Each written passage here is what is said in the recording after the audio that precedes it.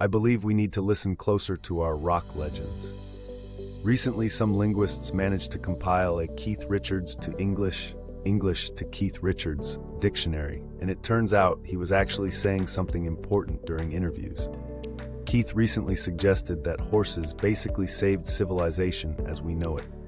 Consider all the important battles whose outcomes depended on the skills of men on horseback. Think about all the contributions draft horses made to improving labor.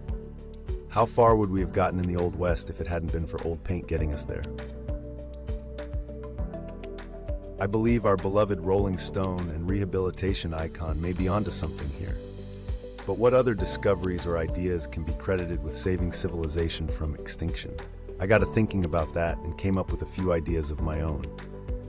First off, I think the creation of walls certainly changed things for the better. Dividing ourselves into smaller and smaller social units probably saved our collective sanity. Communal living might have protected early man, but walls provided a sense of self, which in turn promoted the formation of towns and cities. Of course, you do have the problem of walls failing to live up to expectations. The Great Wall of China, Hadrian's Wall, the Berlin Wall, etc. Perhaps Frost was right when he wrote in his poem Mending Wall, "Something there is that doesn't love a wall."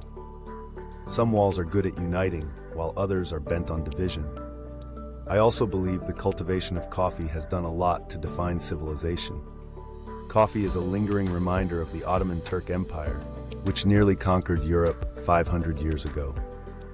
The exportation of a single coffee plant from France led to the dominance of South American coffee growers in the world today. Coffee helped to equalize the economic playing field for many smaller countries struggling to the viable commodity. Coffee was a staple item for settlers and pioneers, not to mention our fighting soldiers. Coffee became a nearly universal beverage long before Coca-Cola and Pepsi. I'll even bet that coffee fueled more than a few late-night jams featuring Mick, Keith, Ronnie, Bill, and Charlie. So it all comes full circle. Horses, walls, coffee, and Keith Richards.